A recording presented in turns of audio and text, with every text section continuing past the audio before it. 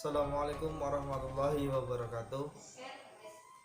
Saya Diki Alamsyah 2020-30-70-2100 kelas 2002C Prodi Ilmu Politik Fakultas Ilmu Sosial dan Ilmu Politik UIN Raden Fatah Palembang.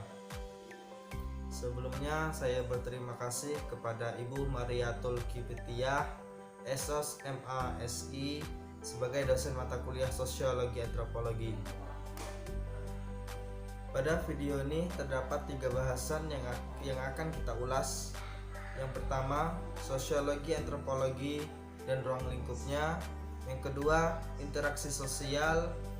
Dan yang ketiga, contoh analisis studi kasus dalam sosiologi antropologi.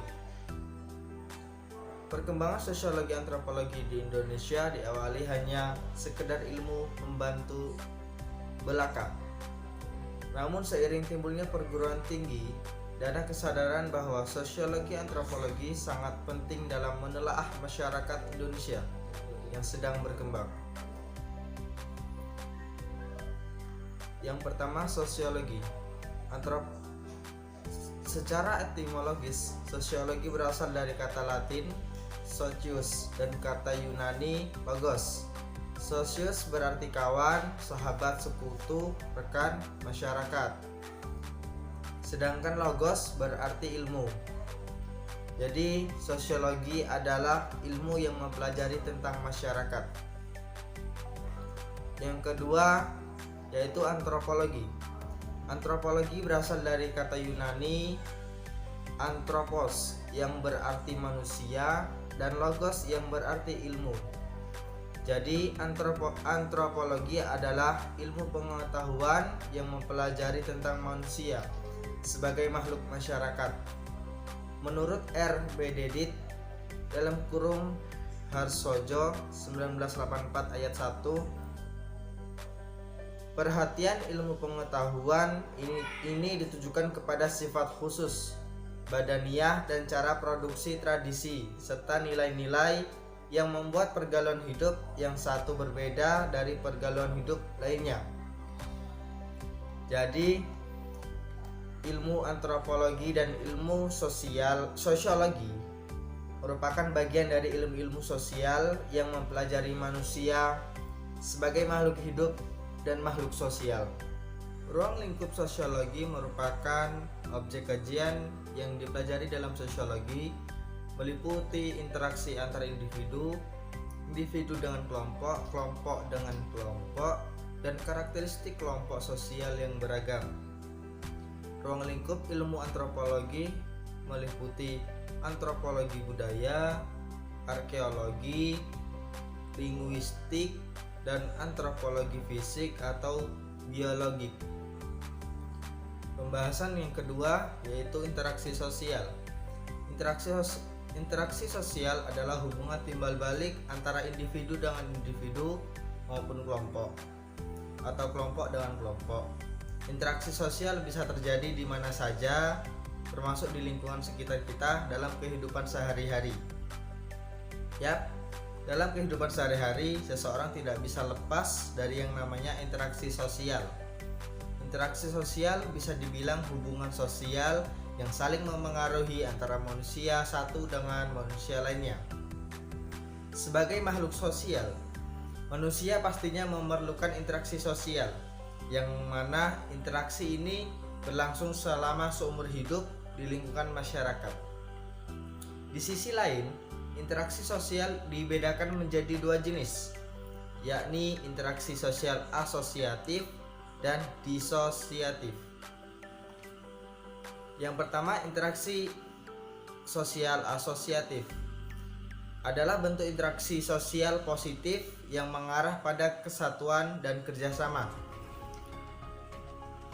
Yang kedua, ada interaksi sosial disosiatif, adalah bentuk interaksi sosial yang lebih mengarah kepada konflik dan perpecahan, baik individu maupun kelompok. Interaksi sosial tidak dapat terjadi apabila tidak memenuhi 2 syarat ini, yaitu kontak sosial, dan komunikasi. Ciri-ciri interaksi sosial: yang pertama, jumlah pelaku lebih dari satu orang. Hal ini dikarenakan interaksi membutuhkan aksi dan reaksi. Yang kedua, adanya komunikasi menggunakan simbol-simbol tertentu. Yang ketiga, dalam interaksi sosial juga ada dimensi waktu, yaitu masa lalu, masa kini, dan masa depan. Yang keempat adalah adanya tujuan yang ingin dicapai. Pembahasan yang ketiga yaitu mengenai contoh analisis studi kasus dalam sosiologi antropologi. Problematika sosial budaya masyarakat di masa pandemi dalam perspektif sosiologi antropologi. Penyebaran COVID-19 di dunia mengalami perkembangan penularan dengan pesat. Hal ini dinilai sangat merugikan suatu negara. Dalam kondisi pandemi, melahirkan kebiasaan-kebiasaan dan perilaku sosial baru yang dapat merubah kebiasaan yang berkembang di masyarakat sampai saat ini. Perubahan-perubahan yang tidak direncanakan terjadi akibat adanya COVID-19. Di samping itu, masyarakat juga diminta untuk dapat mengubah perilaku dalam menanggapi masa pandemi COVID-19. Problematika pandemi di bidang sosial budaya merupakan salah satu permasalahan yang mengakibatkan terjadinya suatu perubahan perilaku sosial di lingkungan sekitar. Hal itu dapat dikatakan karena yang dulu kita menjalankan dan mengembangkan perilaku saling bersalaman, bertatap muka, berinteraksi satu sama lain sekarang telah berubah. Adanya pandemi mengakibatkan kita dituntut untuk tidak saling berinteraksi secara langsung.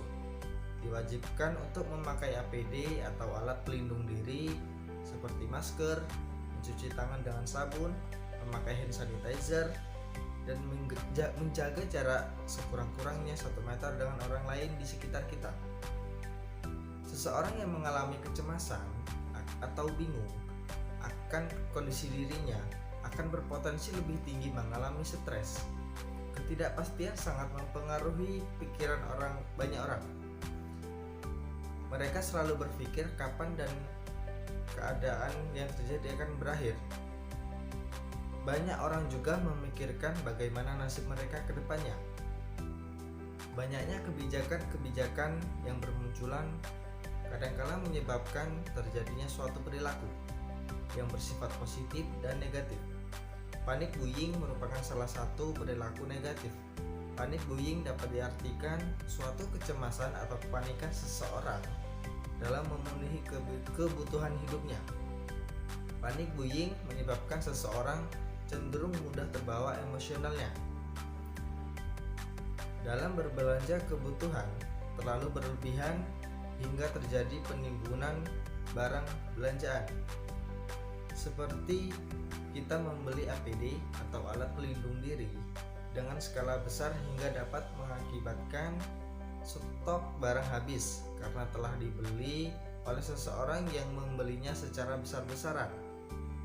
Dari kejadian itu dapat mengakibatkan golongan masyarakat bawah kesulitan untuk mendapatkan barang tersebut. Mungkin itu saja yang dapat saya sampaikan. Jika ada salah kata saya mohon maaf, kepada Tuhan saya mohon ampun.